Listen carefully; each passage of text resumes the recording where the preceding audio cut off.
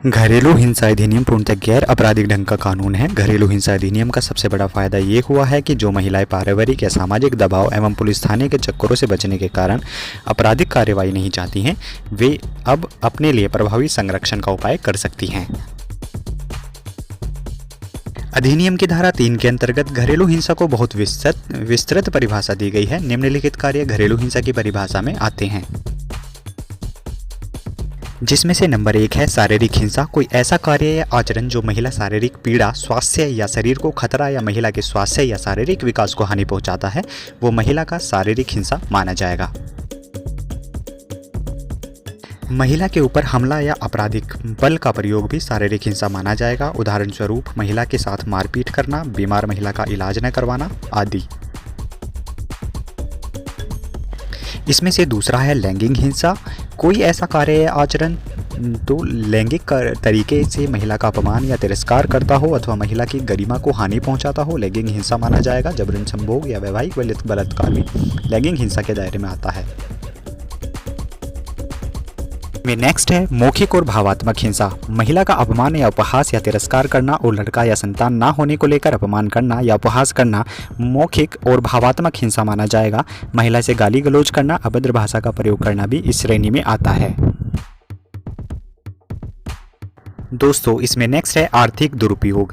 किसी भी वित्तीय या आर्थिक संसाधन जिसकी महिला कानूनन रूप से हकदार या स्त्रीधन या संयुक्त स्वामित्व वाली संपत्ति इत्यादि से महिला को वंचित करना आर्थिक हिंसा माना जाएगा। जैसे उसका स्त्रीधन जो सोने चांदी की चीज़ें होती हैं, अगर उससे आप वंचित रखते हैं तो ये एक कानूनन अपराध है। नेक्स्ट है दोस्तों दहेज की मांग। दहेज या किसी मूल्यवान संपत्ति की गैर कानूनी मांग करना भी घरेलू हिंसा के दायरे में आता है। इस संबंध में महिला की क्षति पहुंचाना या उत्पीड़न करना भी घरेलू हिंसा के दायरे में आता है। कुछ लोगों को लगता है कि दहेज का मुकदमा अलग होता है, लेकिन आप इसमें इस अधिनियम के अनुसार भी इसकी रिपोर्ट दर्ज करा सकते हैं। कुछ लोगों को लगता है घरेलू हिंसा अधिनियम केवल शादीशुदा महिलाओं के लिए नहीं बल्कि किसी भी महिला पर लागू होता है। बहनें, माता, भाभी इत्यादि सभी रिश्तों से जुड़ी महिलाएं भी इस अधिनियम के तहत पीड़ित महिला की परिभाषा में आती हैं। कोई भी महिला जो किसी भी पुरुष के साथ घरेलू संबंध में रहती हो या रह चुकी हो और घरेलू हिंसा का शिकार हो, वो इस अधिनियम के तहत किसी भी समाधान या राहत की मांग कर सकती है। अब इसमें जानेंगे किसके खिलाफ शिकायत दर्ज कराई जा सकती है। अधिनियम के अंतर्गत पीड़ित महिला किसी भी वयस्क पुरुष के खिलाफ शिकायत दर्ज करा सकती है जिसके साथ वो घरेलू हिंसा संबंध में रही हो या रहती हो। शादीशुदा महिला या लिव इन रिलेशनशिप में रहने वाली महिला अपने पति या लिव इन पार्टनर या उसके रिश्तेदारों के खिलाफ शिकायत दर्ज करा सकती है। अब हम जानेंगे किसके द्वारा और किसे दर्ज कराई जाए शिकायत। घरेलू हिंसा की शिकायत का अधिकार केवल पीड़ित महिला को ही नहीं है बल्कि पीड़ित महिला की ओर से कोई भी व्यक्ति इसके खिलाफ शिकायत दर्ज करवा सकता है। पीड़ित महिला के अलावा उसका कोई भी रिश्तेदार, सामाजिक कार्य, एनजीओ, पड़ोसी इत्यादि महिला की ओर से शिकायत दर्ज करवा सकते हैं।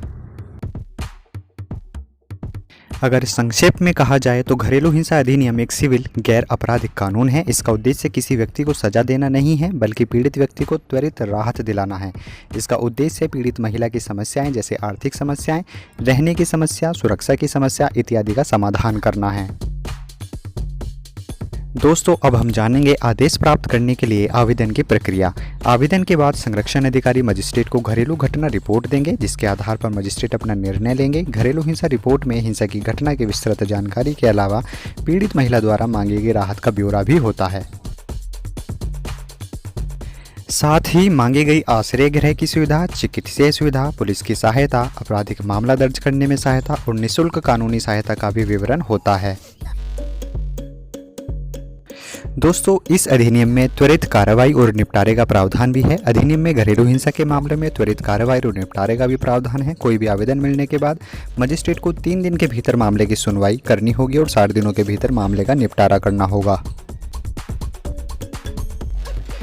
कुछ मामलों में इस अधिनियम में सुनवाई बंद कमरे या कैमरे के सामने भी किए जाने के प्रावधान है, किंतु यह पूर्णतः मजिस्ट्रेट पर निर्भर करता है। दोस्तों, एक बार पुनः जानेंगे कि इसमें कौन कौन से अधिकार समाहित किए गए हैं। पीड़ित महिला के अधिकार यानी सांझी गृहस्थी में रहने का अधिकार, निःशुल्क विधिक शिक्षा का अधिकार, आपराधिक मुकदमा दर्ज करने का अधिकार और आवेदन का अधिकार भी इसमें समाहित है। दोस्तों हम जानेंगे कि इसमें कौन कौन से आदेश पारित हो सकते हैं। तो सबसे पहले संरक्षण आदेश, दूसरा निवास आदेश, क्षतिपूर्ति एवं वित्तीय सहायता आदेश, अभिरक्षा आदेश और अंतरिम आदेश एवं एक पक्षीय कार्रवाई भी इसमें की जा सकती है।